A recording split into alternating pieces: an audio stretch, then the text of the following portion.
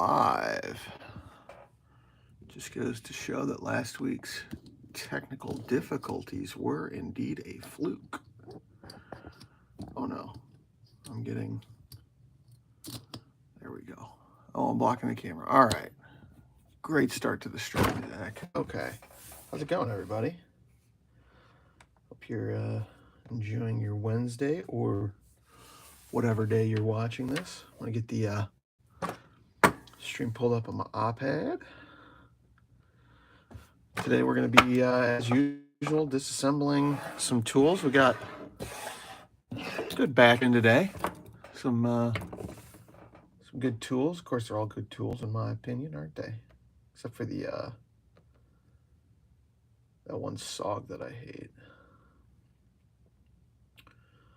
Where do I see my own live stream? Boom. We're in. Chat is up. Feel free to leave a message for me. We'll try and monitor that as we go. Stream does appear to be completely frozen. Check 1 2, check 1 2. Oh no, there we go. Okay. I'm losing my mind. Just getting over a sinus infection, which was fun. So hopefully I can manage to talk through this whole thing. Or maybe I'll just shut my mouth and you guys can enjoy some ASMR disassembly. Agua. Let's get into it. Missed this live stream last week because YouTube wouldn't let me go live for some reason. And it was just kind of random. Just would not work. Got the whole stream set up. But one thing I mentioned last week, if you saw the thumbnail today, the Leatherman Free P4, as you can see here, is available on Amazon once again, which is awesome. They were gone for a really long time on Amazon. They kind of trickle in. I saw them about 2 weeks ago start to be available again, and now they're available on Prime, which usually indicates that stock has increased. So don't want to cause a panic. My hope is that, whoa, this is another, I didn't even notice this. We're going to have to look into this. This is an MP600 Pro Scout. And I got one a few weeks ago that had, ooh, Wi-Fi is trash today. Hope that's on the downstream end, but this is an MP600 Pro Scout, which has replaceable cutters, which is not something that they've offered in the past. And this is the second one I've got like this. I've also got them with the hard cutters. I can pull those out. The standard cutters have built-in, or the standard pliers have built-in cutters. And I reached out to Gerber. They did not respond. I'm not sure if this is an update to the design or if I'm getting someone's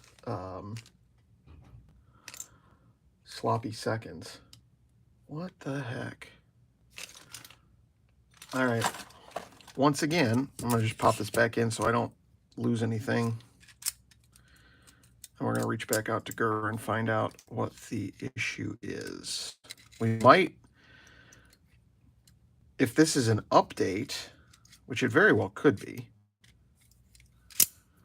if this is an update, then I think I'd like to start carrying these. But nobody can tell me if this is an update. Maybe I'll post over on the Reddit. Somebody will have that information, I bet. Let's see.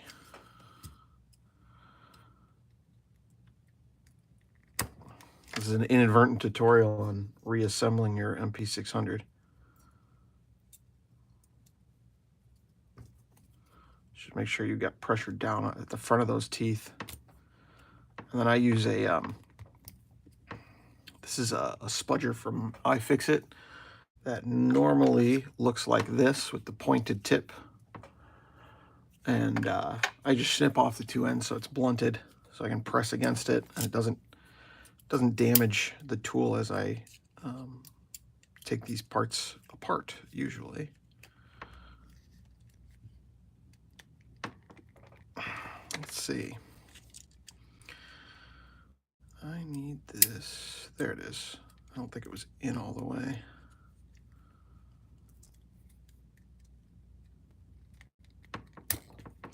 There we go. Okay, I'm going to set that aside. We're going to find out what the dealio is. Welcome in, guys. If you're just joining us, this is our regular Wednesday live stream where we take apart a bunch of multi-tools for our shop at multipartstore.com. And I don't know where to begin today. Let's start with the waves, I suppose. Those are easy. An old classic. Got the black oxide and the standard version here. Need to find screwdrivers and swap out bits.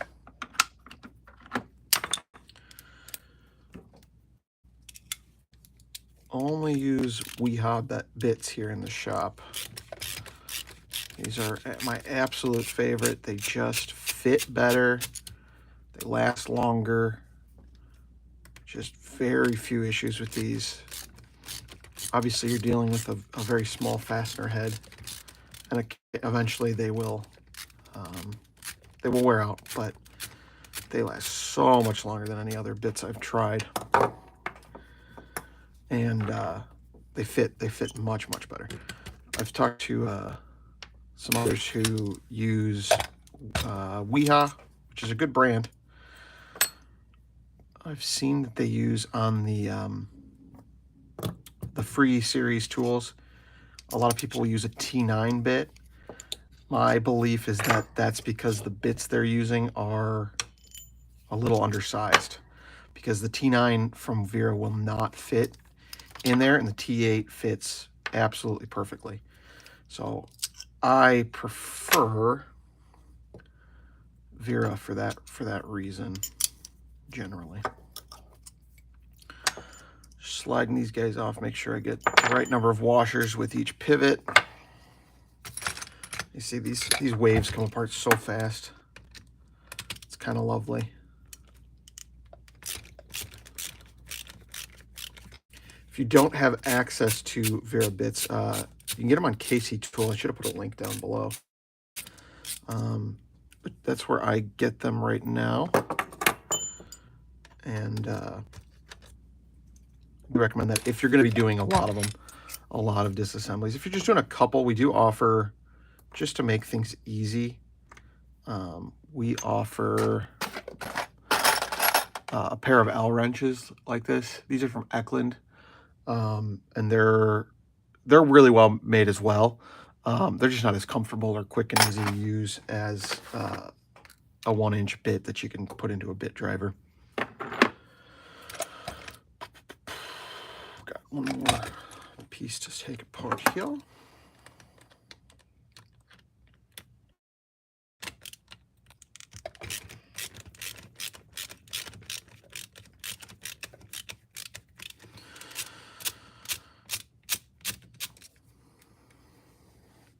I was really excited last night. We got the first sale through an affiliate link on Amazon, which is, of course, a very silly thing to be celebrating, but this YouTube channel, as of right now, as of yesterday, had only ever been a hobby, and now it is an enterprise.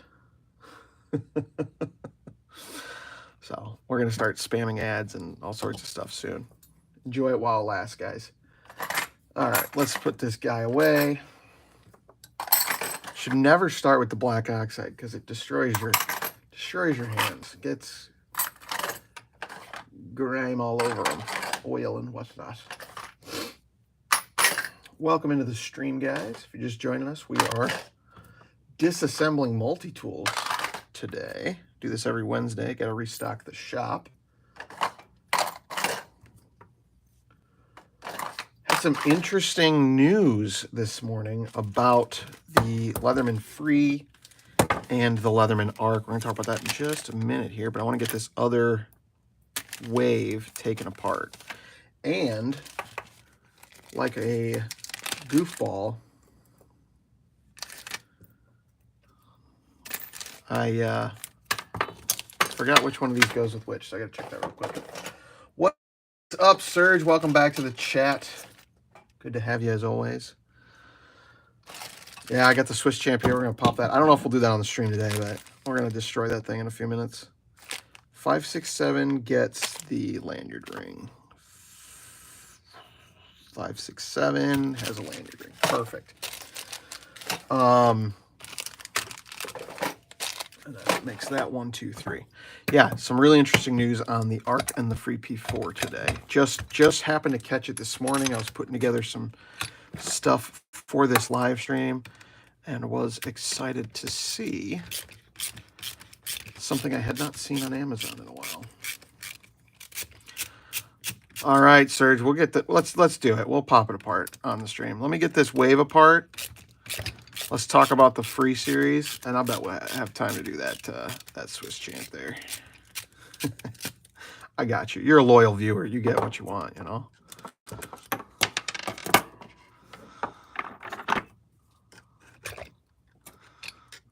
Oops, that was the wrong order. Whoops. Okay.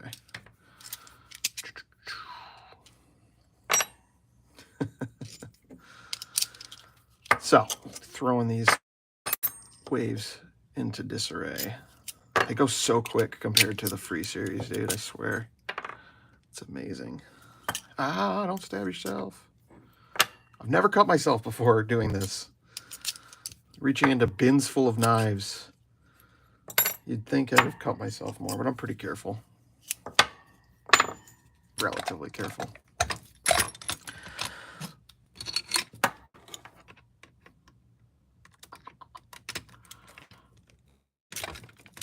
I've said this before, when you're taking apart, whoops, here, let's center that up on frame a little more. When you're taking apart the wave, you want to face those tools up towards you, so they pivot out towards you, and hold that left hand pivot in place. Don't spin it, because it'll get all gummed up with the keyed washers and whatnot. If you do it this way, that pin should just drop out without any issue. Same here. You want that tool's facing up, because the left-hand side, you're going to be driving the pivot itself. The right hand is just that screw that goes into the pivot. And that pivot has a flat side that interacts with the frame as well as the keyed washers. I got that. And this is what happens usually more severely if you spin that wrong side. See, that does not want to budge. And there she goes. Whoops, wrong side. Swap that over there. Well, you know what? Let's just get right into that Swiss champ. Why not? The news I wanted to discuss was on Amazon this morning, pulling affiliate links, building a little database. These don't need to get bagged. What am I doing? And about 2 weeks ago, I mentioned in my posts on the channel that the Free P4 was back in stock on Amazon. And what usually happens on Amazon is they'll get a few in, and it'll be back in stock. And after about a week, or when they start to get more units in stock, and they start to spread those units about across the country in their distribution centers, you'll start to see them become Prime eligible. You'll start to see that Prime checkbox if you have Prime. And that's exactly what we saw with the P4 from about 7 days ago to 14 days ago, if I recall correctly. We started to see them show up as available, and then a week later they were Prime eligible. What that indicates to me is typically that's going to indicate that Leatherman, because that's they're sold by Leatherman, shipped by Amazon. Leatherman is putting those putting a big batch into place at Amazon 567, and since they were completely out of stock everywhere before that, my guess is that that means they did ramp up some production of those, which is super exciting. There's been a lot of speculation as to whether this tool is discontinued or not. My belief right now is that we wouldn't see this big batch come through if they were completely discontinued. Now, this might be a final run. I don't want to say that they're going to be around forever, but it's really, really good to see the Free P4 back in stock, because I think a lot of people like this tool. You know, you get a lot of the functionality of the Arc, but at a much, much cheaper price point. We've seen them come out with the Arc Obsidian at an even higher price point. So I think that $150 Free P4, which actually might be $160 now, is really compelling. And I know people are grabbing these serrated blades to put into their arcs, so I'm excited to have them for the shop. The other piece of news as I go about destroying the Swiss Champ, the Leatherman Arc is now available on Amazon at the $229 price point that it is at a lot of retailers. So it's really exciting to see those show up on Amazon. Not that I'm always going to buy them from Amazon. They're, you know, I try not to pay full retail on the tools we're disassembling, but to see the Arc show up at all on Amazon means production is good. You know, there's been a lot of speculation about Leatherman's production issues, and it's good to see those, if they existed, are now starting to be overcome. So let's jump into this Swiss Champ. Those scales are interesting. All right, which side do I want to rip off? It doesn't matter.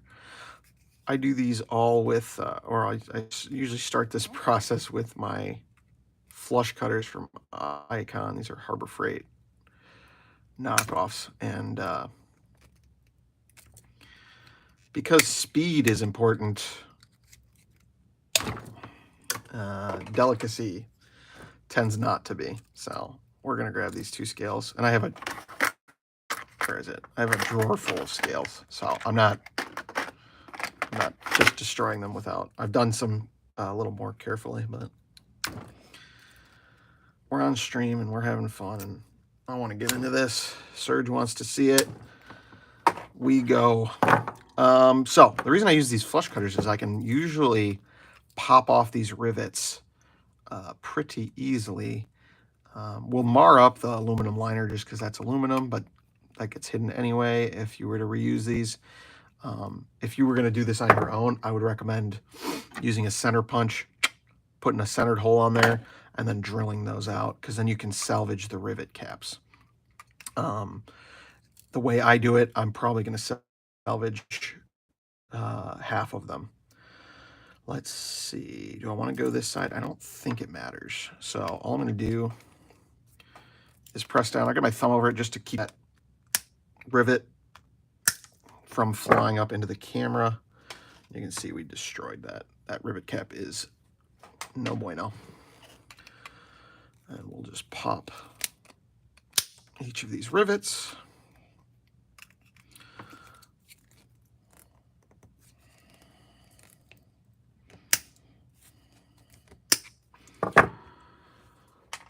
And then we'll pop the center pin, which does not have a rivet.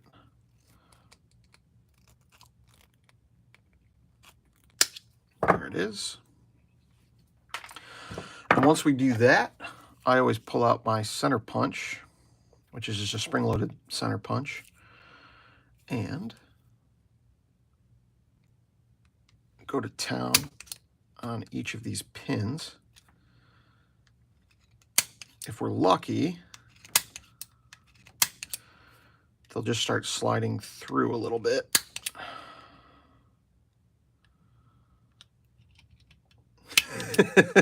That's how I do it. I don't recommend doing it this way if you're gonna disassemble. Like, I don't care about these liners. We don't sell them. So I can just rip that off. What I care about is salvaging all of these.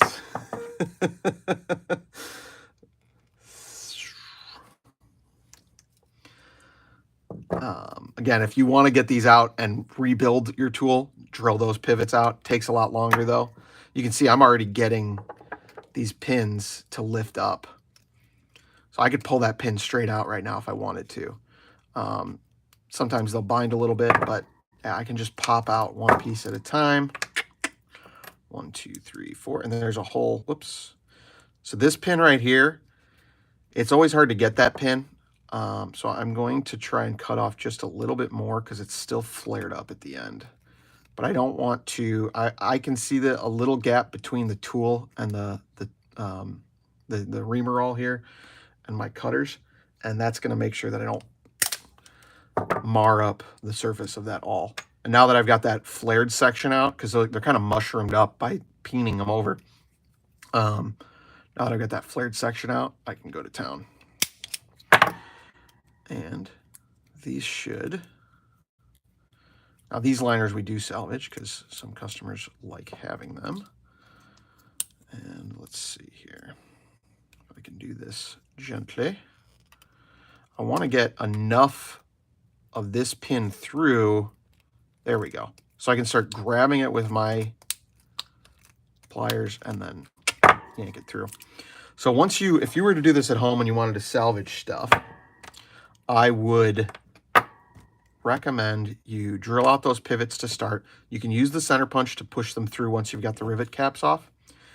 And then what I find is that once these pins are, and there's a lot of ways to do this, but once these pins are through a little bit, you can grab with your cutters underneath the rivet cap. So now you're not damaging that other rivet cap. Obviously, in my case, I don't really save the rivet caps, but I try not to destroy them, and they go into a stockpile. If I can get enough of these, I would consider selling them because a lot of people have asked. The problem is I get 4 per Swiss Champ, and the Swiss Champ parts don't sell that well. So it's really hard to justify it. I have looked into getting a mini lathe to manufacture replacement aftermarket rivet caps. I just don't know if the market's there. I don't know. Like, I think I would probably lose my money on that unless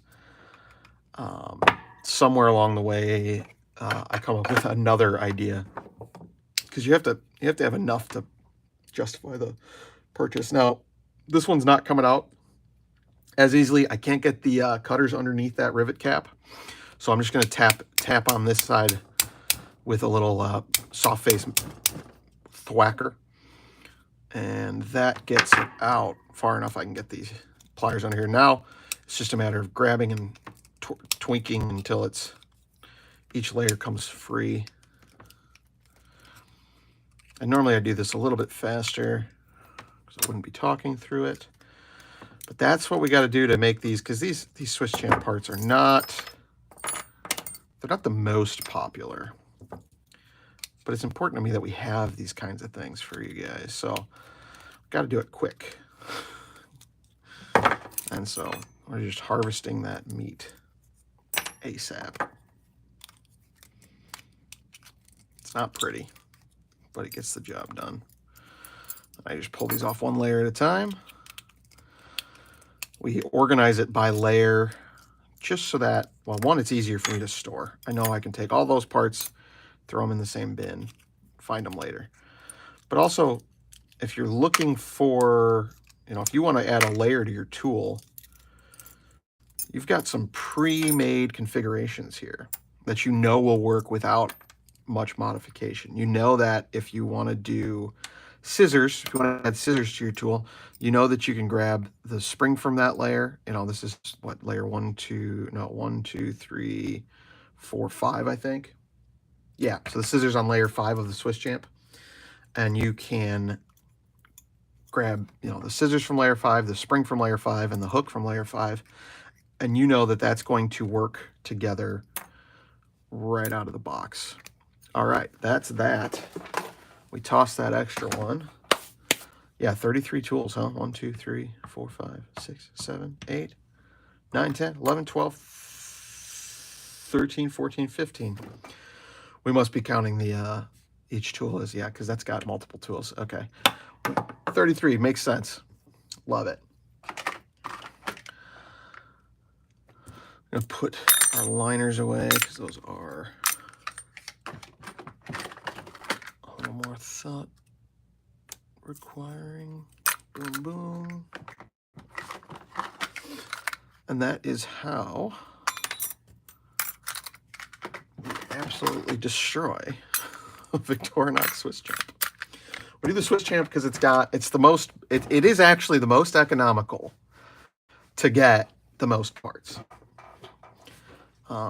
You get a lot of parts for not a lot of money. Well, it is a lot of money, but you get a lot of parts for the price you pay. And that's worth something. The only tool, there's a couple of tools we're kind of missing. We've just started trying, I don't know that it's going to be in stock all the time, but to carry the small Phillips from the back of like the Tinker, for example. The problem is when we, sorry, the dehumidifier kicked on. The problem is when we go to that stuff, we tend to we tend to overstock on a bunch of parts, and that's not ideal. Looks like we sold out of scissors last week. Scissors are now back in stock if you're looking, or will be a little bit later today. So we've got, oops. So I'm trying to find ways to add in like things like the Tinker and other tools.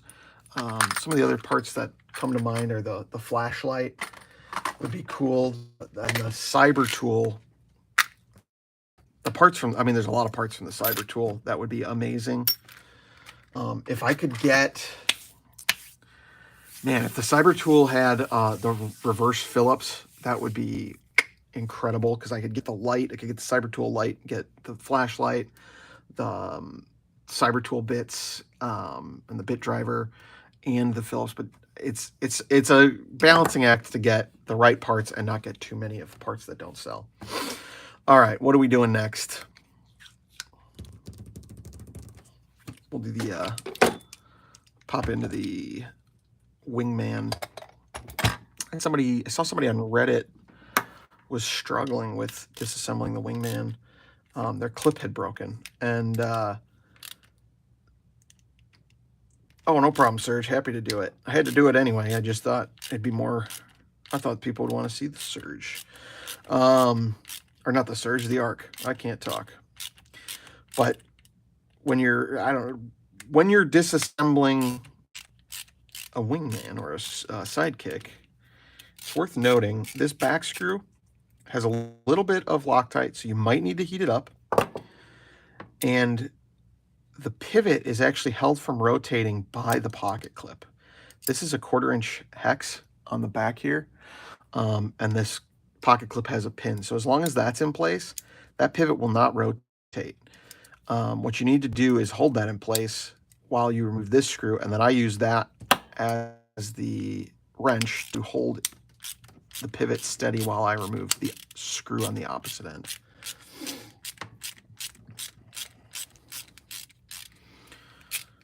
And there are our pivots. Now this one's got some Lockmasters branding. I don't know if that's somebody's name or...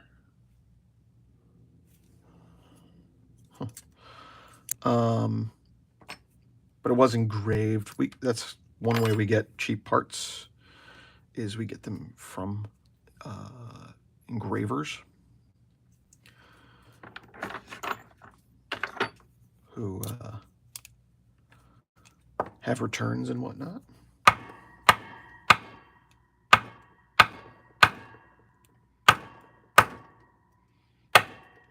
There we go. because we don't sell as many of the blank frames, we can save a little money and just recycle that.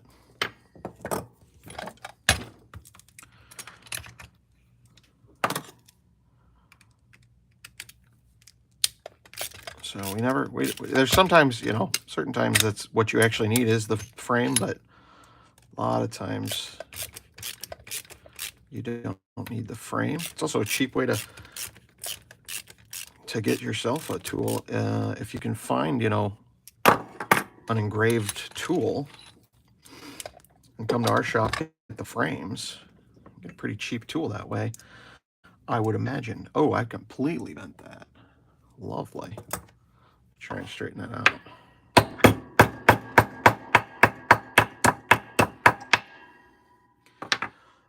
So you get a cheap tool that way. The only thing I will say is on something like the rebar, where you have these cutouts next to the blades, sometimes the internal tools, actually I would say usually on a rebar, the internal tools get nicked with that laser engraver. So you'll have like a weird, thing on your, where's this go? This goes here. You'll have a weird little like partial engraving on the blade, which is not ideal for some use cases. Man, I'm fading here. I got, said earlier, I'm just getting over a sinus infection, so I'm kind of like, throat's a little sore, a little bit getting more stuffy as the day goes on. Just want to get through this. Go home and take a nap when I'm signing.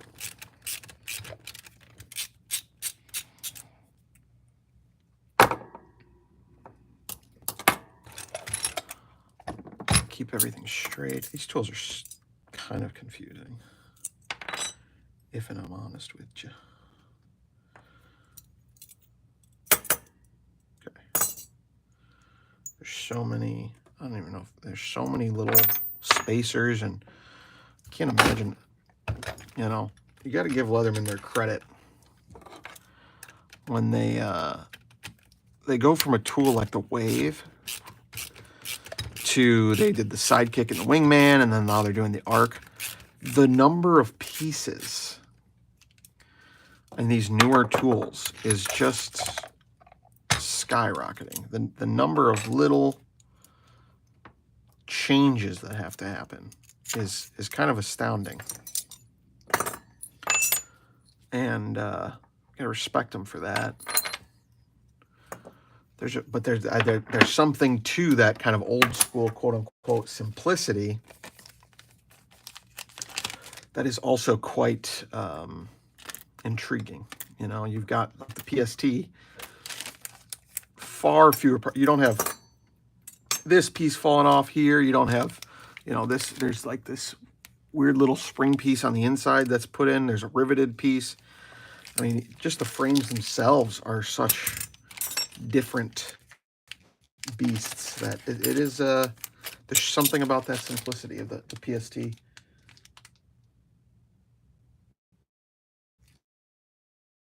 Let's see, Wingman frame. Yeah, I've got a PST here. I keep this on my bench. It's my grandpa's, and this was, my grandma found it in his car when he passed, and she gave it to me, and it's a PST. I think it's from 2000. I've seen the date codes before. It was in darn near immaculate shape when I received it. Let's see. I can see it in there somewhere. July 2000, I think it was. Yeah, July 2000. So just a really neat, I mean, there's just something about that simplicity. You know, tools folded in, nice and slim. I love that. Look at how slim that belt sheath is. Just hard to beat. That gold lettering. Love that tool. Need to find a place to keep it that's more befitting its importance to me, but it sits on the bench right now. This stuff is not getting sold, so this is just going to go in the bin. And these are going to go in the recycling.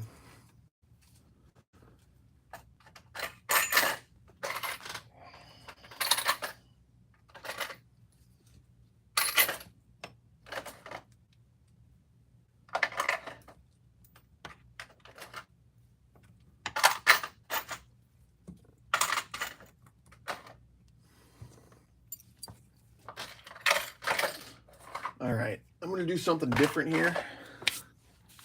I kind of want to explore this. Let me see here. Okay, so I've got here a free P4 and a Leatherman arc, and I want to compare how they are assembled. So what I'm going to do is take these apart kind of back and forth, and we're going to see what we find. I've obviously done these quite a few times, but I want this to serve as a standalone video that will help people when they're trying to take these apart and put them back together again. So first of all, those are some little tiny screws. Hell, let's go deeper here. Let's find out what size these screws are. I believe, are they number 2 fine? I've got my screw board here, which I'm missing a few, but got a lot. It's definitely not this size. It's definitely smaller than this. Ugh. Are they metric? Oh no, they're definitely a number 2 fine. I guessed perfectly right.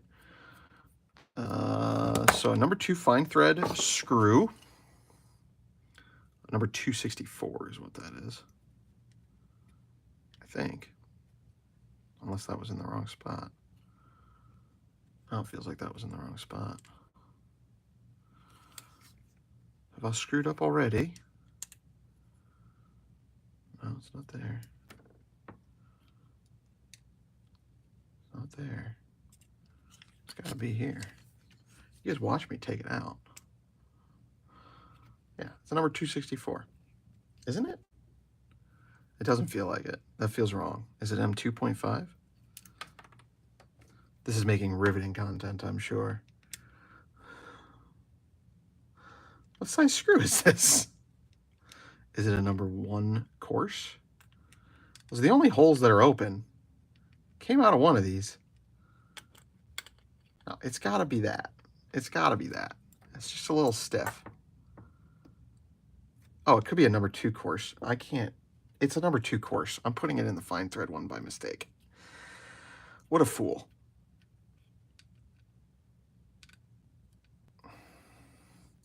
Sorry about that. It's number 256. It's obviously what it was. And so those are number 256 screws. That's on both of them. How stupid can I be on camera? Yeah, thanks for...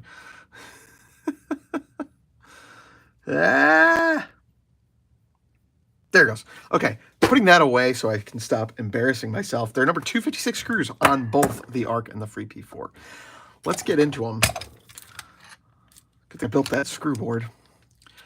These are going to be T8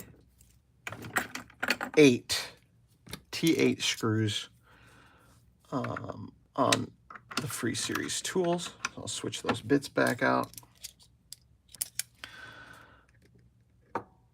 And we'll get to work. If you're just joining us, I see there's a few more people in the stream. Worth noting that the Free P4 and the ARC are now available on Amazon. I've got some links below if you're interested. But I was shocked to see that the ARC was now available on Amazon, and really excited to see that the Free P4 is now available again on Amazon, because there was a lot of speculation as to whether that tool was discontinued or not. And my hope is that that's an indication of it is not. So I'm going to pop the 2 plier side pivots off of these. They are identical. And I'm going to leave this here because I went too far with that one already. And then we're going to swap over to the arc. We're going to do the same thing. Now, these are the same size pivots. They are T8 drive. A lot of people find that a T9 works better on these. In the Vera bits that I use, the T9 does not fit. Leads me to believe that it's a true T8, and the T9 just happens to fit due to manufacturing tolerances and differences therein. So let's get that out of the way. We've got our pivot screws here. Inside of each side of the pivot is going to be 2 pins that give space to the plier head. You can see on either side of the plier head there. That's going to be different from the T2 or the free P2, which has just the one, I believe. Don't quote me on that because I might be wrong on that one. I don't take the P2 apart very often. Inside of each plier head, you're also going to have those 2 kind of rubber, I don't know, bushings, and those are responsible for making that detent along the plier head when they pop open. Those press against the pivot and give you that snap. All right. So we've got those apart. Let's look at the plier heads. The one on the right is for the P4, and the one on the left is for the arc. You can tell right now they're made by different machines. I believe these marks here to be an indication of what die was used on these. So this is marked R, I believe, and this is an M. If you flip these over, you've got a G and an M. So you can see, actually, these 2 sides would have been made with the same machine, with the same die, I believe. And you can see there's going to be some differences from model to model, there's going to be differences in the depth and the cleanliness of the forging. This one's pretty shallow. Yeah, this one's okay. And then, like, you can see there's no hole in that R. You probably can't see that, but there's those 2 close up. And I'll flip them. This answers a question that I have been curious about for a long time and never taken the time to examine, but these heads should be 100% completely interchangeable. If we look at different tools, you're going to see different numbers, different letters rather, but they are identical, just made with different tooling or made with different tooling depending on the batch. That's interesting. Okay, so I don't need to, I always mark these and just in case, but I think I can stop doing that now. Neato. All right, let's keep going. Let's get into the arcs tools.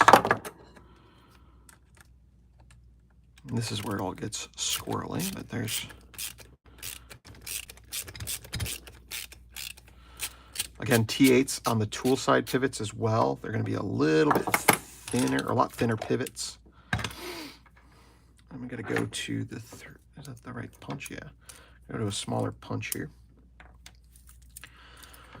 And there's always a little thick washer on the inside. We include those with the frames kits if you buy them, but worth noting because they can get tricky to put back together. Here you're going to see the order of this, taking apart where the springs go. We've got the different pieces there. Pull the magnet. Whoops. Magnets make things tricky. And then again, on the other side, you're going to see that same small washer. Certain tools, I don't remember which, have additional spacers in between. I don't believe I think it's the free P4 that does. The arc doesn't seem to. So I'm going to, again, keep these over here. The other thing that's neat, or I don't know, neat, people hate it, so maybe it's not neat, but the arc's frames are identical. So frame kit from us, you can pick either. And for some reason, the one that comes with the pocket clip is less popular and therefore sometimes is cheaper. So you can get basically a free pocket clip if you order the frame with pocket clip on the Arc. When you go to the free series, they're actually different frames. I'll show you that here in a second. There's that mini washer again. I'll get that magnet cut out of the way.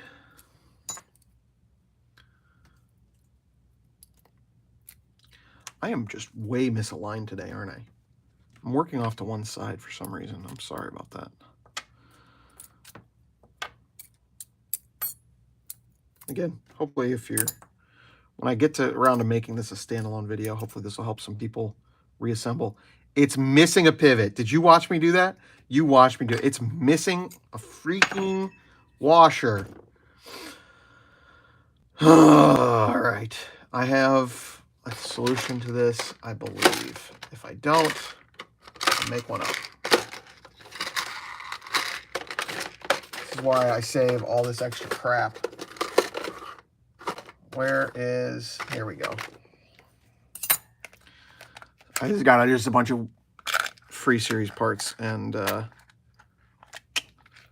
there's an extra washer. That is upsetting though. On a $225, $230 tool. I got one the other day. Do I have the part around here? I got one the other day it didn't have a pivot. It didn't have a thumb stud on the magnet cut blade, on the $225 magnet cut blade. Okay, moving on. I'm going to be really embarrassed when I watch back the footage and see that it fell off as I took it apart. You can see on the Arc, both sides have those screw holes for the pocket clip. Okay, that was the Arc, all done up. Now let's do the free P4. And hopefully this will be similarly applicable to the free P2. There we go. I'll also mention it if you are going to undertake this type or any modifications with these or repairs. Be just be careful with the screws. The drives on them are machined a little shallower than I would like on the tool end. So you do have a tendency for the bit to slip out, which is not ideal. So on this side, you're going to see that there's a difference between the frames. I think the only difference is that it does not have the holes for the pocket clip. And then you should also see somewhere in here, I think there's additional spacers. Yep, there's one. So you've got, let me pull this pocket clip out of the way and lose the, ooh, it landed on my leg. Okay. There is an additional thin washer on here. And we don't include the spacers like that. It's not integral to the frame, so we don't usually include those. We do, however, offer those separately, or we offer an aftermarket kit. I don't have one made up, but we have our own aftermarket spacers that come in a variety pack, so you can mix and match to match different thicknesses, and that comes in handy for people that are replacing tools and need things differently, as well as if you just lost a washer. Our 0.1 millimeter spacers should match up quite nicely. So there's one spacer on that side. Let's take this one apart. I think there's two on this side.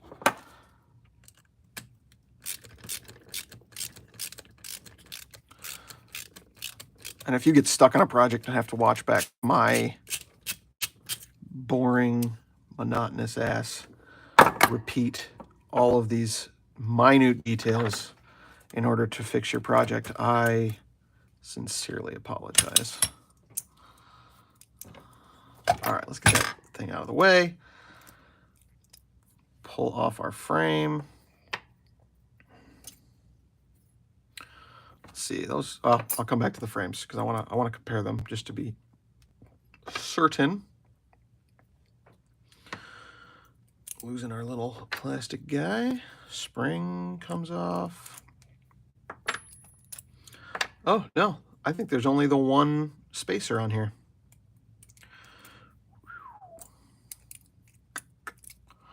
Yeah. You've obviously got the frame spacers, but that's it. So let's look at the frames. So our the one side of the frame is pretty much, it is identical.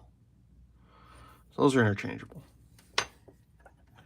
The other side is identical, except it has the pocket holes, so, or the pocket clip holes. So there you go. Good to know. I should be careful and make sure that I put that pocket clip holes with the pocket clip, because otherwise someone's going to be mad at me down the road. All right. Is that everything? That is everything, guys. We got everything taken apart. Any questions, leave them in the chat. I'm just going to be putting stuff away here. And we'll call it for the live stream. We've been going, yep, just about an hour. That's kind of what every week. We are on every Wednesday. If you guys want to see more crap taken apart. Yeah, we try and get on Wednesday mornings. It's usually like 10 a.m. Central U.S. time. Ish. So feel free to jump on.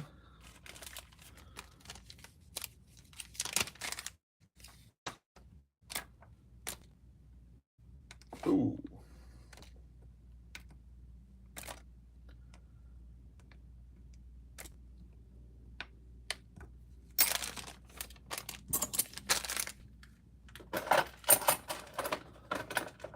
Anyway, thanks for watching, guys. We'll catch you in the next one.